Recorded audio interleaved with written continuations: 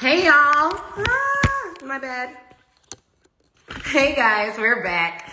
So we're going to be talking about marketing and the ad spin that marketing requires. And so really excited, guys, because we have an incredible guest who's going to be joining us in just a few seconds. And his name is Tommie Powers. He is the marketing genius behind some of your favorite brands. He also is someone that we've hired as a consultant to just help us to scale our advertising. And this is going to be the first year at Speak Your Way to Cash Live where we actually talk about paid advertising. But it's definitely one of our not so secret weapons, because going and spending paid ads or running ads, we've spent over $1 million, almost $1 million in paid advertising. I think we're at like $907,000 on paid advertising. And on the back of it, we've made almost 8 figures in revenue. So I highly recommend that if you want to accelerate your results and you're kind of tired of just going with the flow, that you start running ads, okay? So we're gonna be bringing up one of our speakers for Speak Your Way to Cash Live, Tommie Traffic. I see him joining us now. And I want all of you who don't have your ticket yet, just comment live and get your ticket to this event. What? We have 5 tickets left, okay? We have 5 tickets left. This event's gonna be incredible. We're bringing in the best speakers in the world. Let me get Tommie up here. Super excited. So this is going to be a great discussion. So you guys know we're bringing in more speakers than we've ever brought in before in our lives at Speak Your Way to Cash Live. And it's the final Speak Your Way to Cash Live. So that is even more exciting. I'm even more excited by that because, y'all, these events are a ton of work for me. But here we are. Hey, Tommie, what's going on? Hey, what up? How are you? Hey, I'm good. I'm good. I'm a little face IG live challenge. This ain't I don't make content, so I'm over here trying to click around like what I'm supposed to be doing, but it wasn't that hard. So how's yours going? No. And this is great. That's actually a great point. You don't make content, but you do make money. And I'm sure there's That's a what's up. lot of entrepreneurs that would love to not make content and actually make money. So, first, tell us, how have you built your business? And then, what do you recommend to the entrepreneur that wants to accelerate growth, but they don't want to be on the content machine? So I built my thing. Over the years, just doing great. Well, my thing is always be great. Like this is why I love this expert Olympics concept, right? Because it's like I want to be the GOAT. I want to be the greatest. I want the gold medal equivalent to what I'm doing. You know what I'm saying? Like I want to Yeah. be known as. I've always been that way. So that is really what helped me build my business. I got good at a thing and I wanted to be great at the thing. And then when you move in that way and you get results for people, they tell other people and tell other people, so forth and so on. So I've never really had to advertise my agency. I've advertised other things that I've done, but my agency, I've never really had to advertise because I've always been able to, get referrals, which I'm not recommending that people only do that. But if you become great at it, like that in and of itself is gonna create so many opportunities. It does, especially for people who do done for you services. Because for our law firm, we did the same thing. Now, I did create content, but most of our best clients all came from referrals. They were like, oh, she helped me with this issue. I'm going to tell my friend about you. Yep. And so I do think being great is a form of advertising within itself. True. But when you want to scale, like so many of your clients do, and I'm one of your clients as well, we're always trying to just I'm trying to blow up as fast as humanly possible. Like Yeah. that's like my game. It's like I want more people to know about us, because the more people that know about us, the more people are excited about working with us. And so for us, until we ran paid advertising, we were just buried. Like our competitors just had way more visibility, way more of a machine behind them. So what would you say to business owners who are like, paid ads don't work? There's still people who say that. Hey, I done built an entire career off of it. So look, I ain't gonna argue with them. We just gonna keep doing what we doing, right? But the people that know. So to me though, it's like you still gotta know how to convert attention. Yeah. And I think most people who say paid ads don't work is because they don't know how to convert attention. They know, maybe they've been able to get attention, organic, social things of that nature. But when you start reaching people outside of like, who know who you are, because that's what you got to do to go to that next level. You got to understand what's the process in converting that attention. And a lot of Yes. people haven't flexed that muscle. So Yes. they think they can keep doing the same thing that they've been doing and think it's going to translate over. And that's generally not how it works. You got to learn how to like flex those muscles and improve upon the assets and components of your business that's going to help you convert that attention. And I think, like you do an amazing job at that because you're intentional about that too, right? Yeah. So I think that's where a lot of people kind of miss the boat, and that's where I find a lot of that conversation come from. They tried it, it didn't work. It's like ads don't work. It's like okay, although Okay. Google is $1 trillion company out here, Facebook is $1 trillion company out here, TikTok is probably worth hundreds of billions potentially. All of these businesses are built off advertising. That's how they make their money. Yeah. But advertising don't work. Come on now. Yeah, Okay. and I think too, like for experts, I think they just get in their heads about it. And one of the things that I see all the time is brilliant people that feel like marketing is beneath them. Like they Yep. should trust my expertise. I already went to school for this. I already did all these things. But one of my pet peeves is I think the wrong people, not the wrong people in all instances, but in some instances, the wrong people are famous, but they're famous because they have the might, they have the marketing Yep. arm behind them. So we need more people who actually know what they're talking about to figure out how to talk about it in a way that people care. So what is your thought on what's the difference between, in your experience, a $500,000 company, $1 million company, and like a $50 million company in terms of their marketing? Mm, and honestly, it's not really that big of a difference. I think probably the biggest thing I would say, if you talk about $50 million companies, like they have a suite of products. Generally, they're not selling one thing to make $50 million. They're not got like one thing that makes 50 million. They got Yeah. a group of or a product suite or a collection of things that they're selling to get there. I mean, there's always exceptions, but generally speaking, like, 90 plus percent of the time, they're going to have a multitude of things to sell. So I say this all the time, like if you show me any large company or any company for that matter that been around for a long time, usually what you're going to see is that they sold something to somebody and they kept selling to those people, right? Mm. So whether it be, okay, maybe you got a recurring subscription based thing, then maybe you got one thing that people are going to constantly be needing. Okay, I can see that. But if it's like a one off thing, you ain't got nothing else to sell them or another way to get them to come back for more, whether you selling them other stuff or selling them more of what they had because they ran out. Consumables is a great thing. Memberships, in the digital world is a great for when you talking experts, right? Um, that's generally how you're seeing that play out versus like I got this one-off thing that I sell and then I'm gonna sell it again and I'm gonna make 50 million doing that. I mean, anything's possible, but it's just not likely. Okay. And when do you recommend people diversify their product suite? Is it a revenue marker? Do you recommend they start out the gate with that? Because it's a hard thing for new entrepreneurs to focus. So they just throw stuff out. But like, when do you recommend that they start diversifying? I think it's a resources bandwidth thing. I think, Lamar, we know Lamar, I Mhm. coach one of my clients and sort of like my coach too. He say, people don't have multiple streams of income. They got multiple streams of struggle, right? Yes. And, that's what it is, right? It's like you haven't maxed out the one thing. And I think what happens is that's what I'm saying is like, how do you maximize the thing that you have before you start doing another thing? And I Yeah. think that's really where, so, I've seen people to get 5 million, 10 million before they got to do that.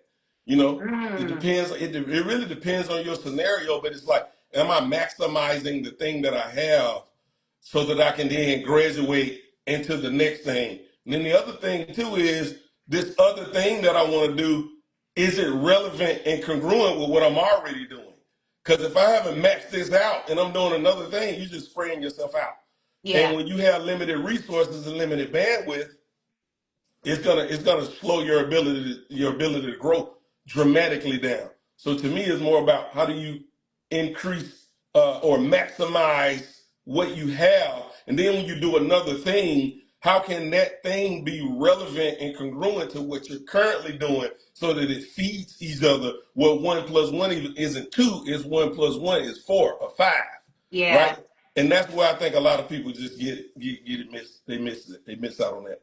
100%. I think that that's so good. And even when we think about going into different laterals and buying different companies and doing expanding, we're always thinking like, well, we already have a built-in marketplace here that needs things after we teach them. How can we provide the things that they need? Which was a big thing that my law firm would do. We would always teach about licensing and trademarks and copyrights, and then we refer them to our law firm because they could Bingo. file all of the IP. You need contracts. It could write all of your contracts. So it's important to think that through.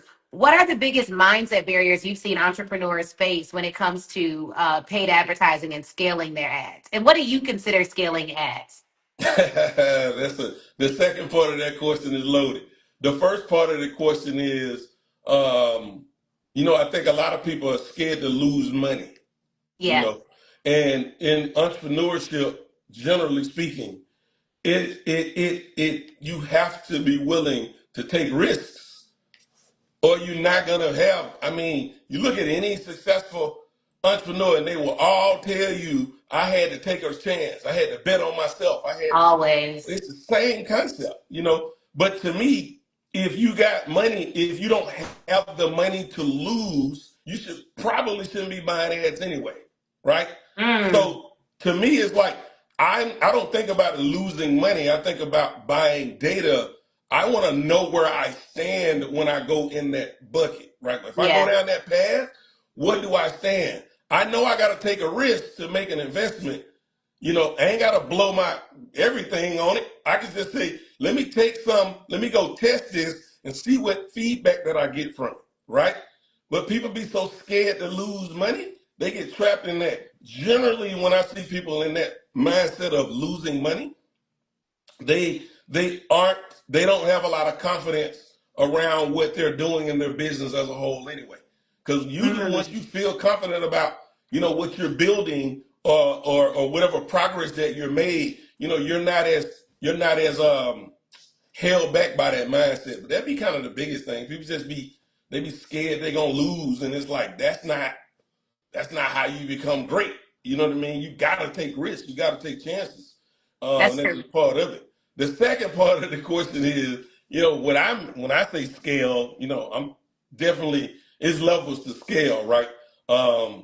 So yeah, it's like scale to me is like tens of millions, $100 million. Like if you Mm, talking about like nine figures, to me, scaling is nine figures. That's not. mm, Like making $1 million is great.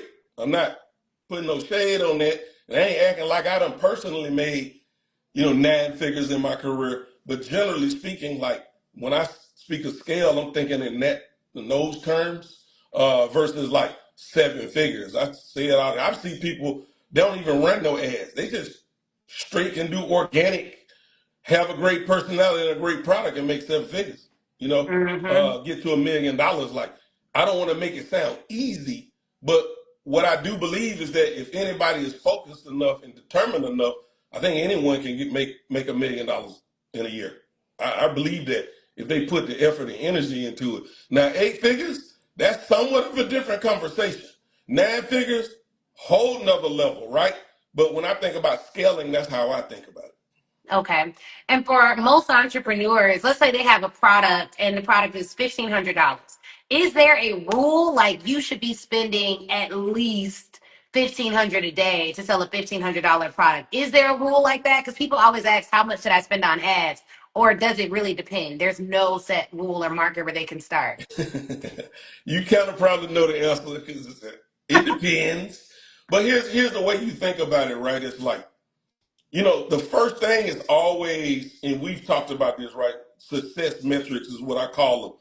And it's always about like what would success look like given Mm-hmm. the circumstances that I have. And then you test against that. Now here's the reality, right?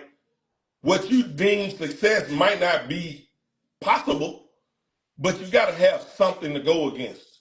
Generally speaking, if I got a $1,500 product, I'm going to be looking at it as what else am I going to sell them to get a function of what I can invest, right? Mm, Versus yeah, like, well, I only got this $1,500 and I got to run ads and be profitable and I need to be able to do that consistently. yeah, Good luck. I mean, it's possible, but it's hard, especially in today's climate. I'm just being honest, right? yeah, So if I got to make my profit only on the 1,500, I mean, if I still have the confidence to test, I would be like, okay, what are my margins? So if I sell it for 1,500, how much am I actually gonna keep versus what I got to spend to fulfill on that sale, right? So somebody gave me 1,500, how much it costs for me to deliver what they paid me for, all in, right? That's yeah, my real margin. That's what I get to keep. And then I can then say a function of the profit, what would I want to spend out of that to create them? And then I would go test that. Now, again, that number is probably going to be small relative to a competitor because they selling them a $1,500 thing and then they selling them something else and something else and something else. They might can spend 1,000 of that $1,500 and not even turn a profit because it costs them 500 to deliver. They get $1,000 profit and they can put all of that in the ads because they're going to make their money when they sell them the next thing. yep. So that's what you're up against, right? But nonetheless, like that's the math that I would go to first. And then if my tests, depending on what my tests are, that's going to then dictate to me, is it possible for me to reach my goals or do I got to do something different to do that? Do I got to stack? Do I got to pivot in order to create an outcome or a scenario that's going to allow me to do that with success? And that's essentially how the thought process that I kind of go through that I would recommend people go through when they're thinking about it. Okay, I like that. That's dope. That's really good. Okay, this is good. So I know we are going to spend a lot more time at the live event digging into marketing metrics, learning about how every expert in the room and why every expert in the room should be running paid advertising. I'm a big proponent of this, and I'm looking forward to working with you over the next year on getting more experts to run their ads because it's life changing for me, even down to I don't even know if I told you this. Because I've been like I've been trying to get this event together. But I was like, yo, I need a cash infusion. Tommie, why did I do a webinar every day for 4 days straight and sold a 10K offer on the webinar? We sold two of them. Wow. And it was just like, because I knew I could run ads every day and get them on that webinar. And I was like, yo, if I did this for 10 days straight, this webinar would be ready for evergreen. Like it was literally the first night I did it, I pulled the transcript. I was like, nah, I need to do A, B, C, and D. Re-scripted it out, did it again the next night. Within the first night, I didn't even I was like, ooh, these ads, I don't know about this. Tested something different on the ads. The next night, people were Optimization. perfect fits. Two people bought a 10K offer from a webinar, which was 3 hours. I was like, yo, the next night my team replayed it. It was 5 people that wanted to get a call about it. I'm like, yo, we just made so much opportunity for our business off of a webinar, like same day setup in less than 24 hours launch, all because we knew how to run ads, how to get people in.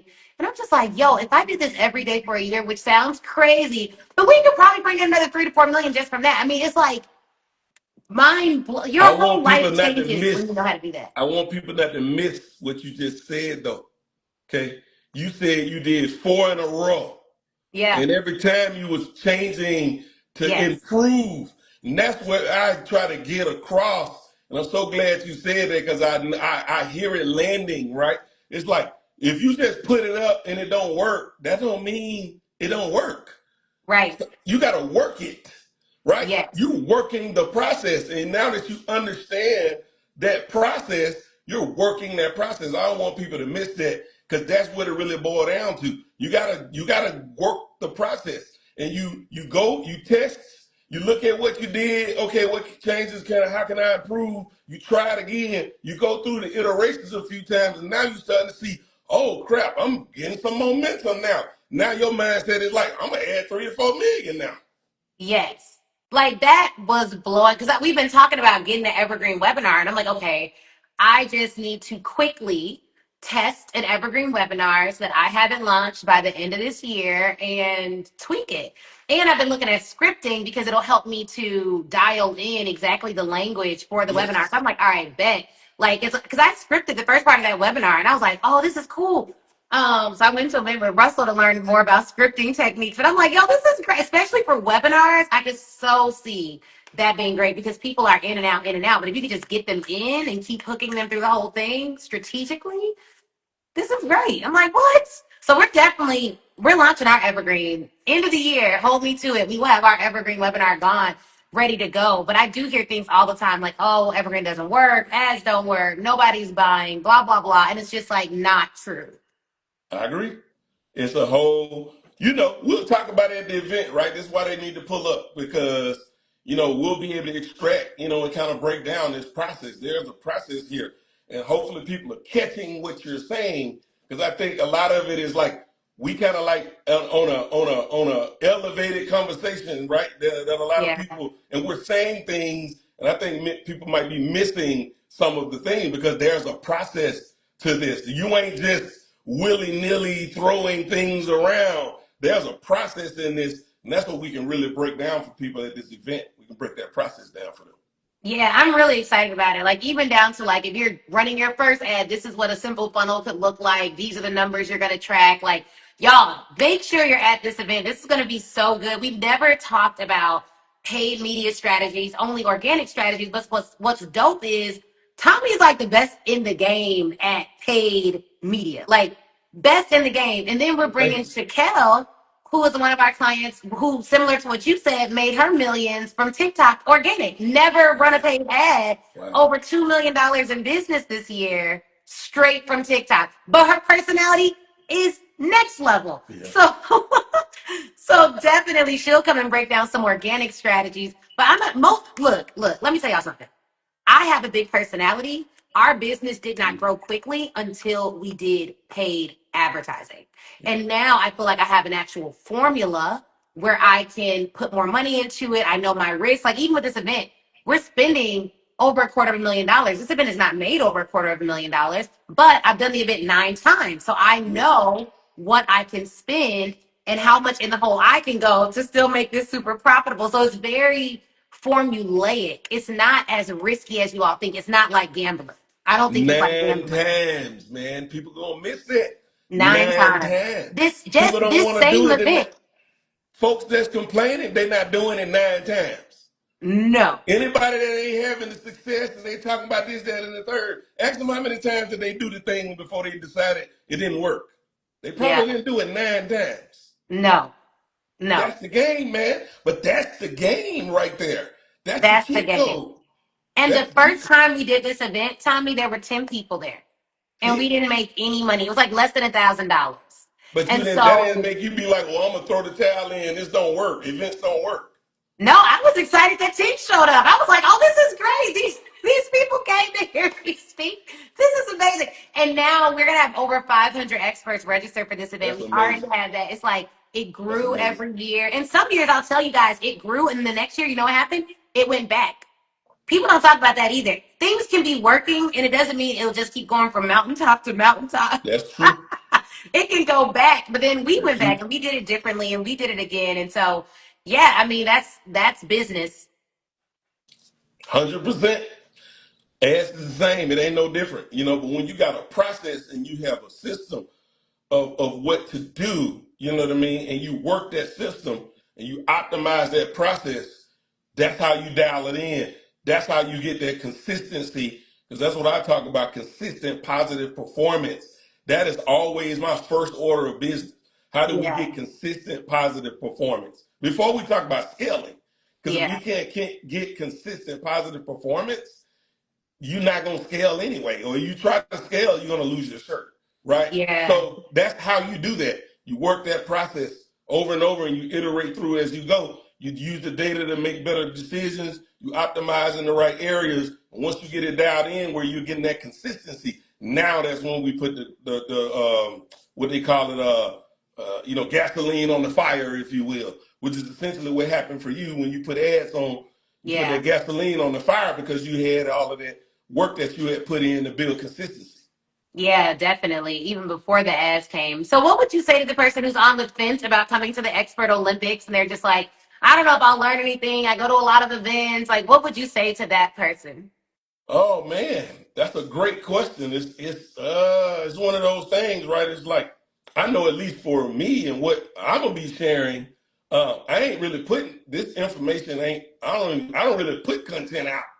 I'm trying to get better at that, but I don't. And so a lot of what I'm gonna be sharing isn't really out there. You know what I'm saying? Like, and honestly, like like you mentioned at the top, us working together to me is just more of a like but I've been so excited and so happy and proud and everything of us working together and the things that we've done.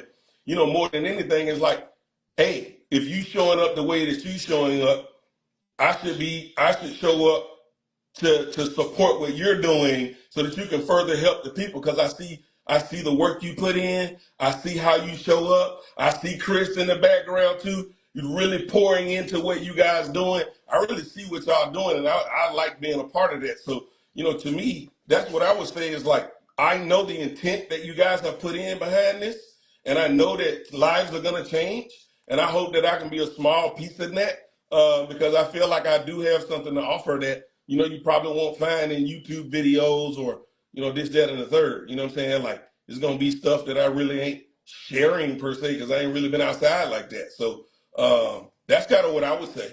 If that makes sense. Yeah, no, that's going to be great. Like, I'm so excited. And guys, the speakers that we have, you don't see them on everybody's speaker flyer. Like, these are just people who we know got the goods. Like, Yeah, we weren't looking at Instagram following to choose speakers. We were just looking at receipts. Like, who's the best in the business at this? Who knows this real stuff? talk. Who's really good at what they do? And I don't know if y'all know how rare that is, particularly in Atlanta where I live. Okay. Like, here it's You all said about it, the I following. didn't. Like, I get it. You can come here and go to events all day long and hear from celebrities. But one of the beautiful things about hearing from actual builders, actual entrepreneurs is they're not going to tell you what worked 10 years ago. They're going to tell you what they did last week, what they did yesterday, what they're doing today to make it work. And you want to be in the room with actual entrepreneurs, okay? Yep. Who are building their businesses right now Yes. in the current climate. And we are in a pretty wild economic and political climate, That's true. but it's just because of how emotional people are about everything. Like, Yeah. this is the first time I've run ads or done launches in a climate where, based on the news, I would literally see shifts in people's sentiment, which means you do have to know how to convert people in any economic climate. You have to know how to 100%. speak to people and bring them into your webinar, into your live event, because their mind may be somewhere else. They just saw something online that was crazy. And so it is different, but we actually know how to do that, how to sell in all economic climates, downturns, upturns, pandemics, doesn't matter. You can still be winning right now. And a lot of our clients are. And thankfully, we still run ads. We still spend money on advertising, even when it's tight. It's Real talk. important. Big facts. It is important to keep running ads, like keep getting even just that visibility. Y'all don't understand how much it changes your entire world and all the opportunities that come with you. So I'm excited to bring this to experts. I'm excited you'll be speaking, Tommie. This is going to be great. I'm excited about our partnerships over the next year. It's going to be really dope. So thank you so much for coming, and I'll see you in a For couple of sure. weeks. Hey, it's great. Thanks for having me. This has been great. Now I know how to do Instagram Live. I should do more. Yes. All right, y'all. Well, we'll see you. Go to speakcuratorcashlive.com and get your ticket. You can use code Ashley. You can use we have so many codes. Olympics, I think is still a code maybe, but you can do all of that and get your ticket for the event. It's going to be incredible. Tommie's one of our amazing speakers. We interviewed Olympics champion Sanya Richards Ross earlier, another one of our amazing speakers. So make sure you're in the building. You don't want to just see the reels because you will see the reels. Our team will be on it. But you want to be in the room. You want to be a part of the experience and doing what you need to do to be the best in your industry. So I'll see y'all there. All right. Peace. Peace.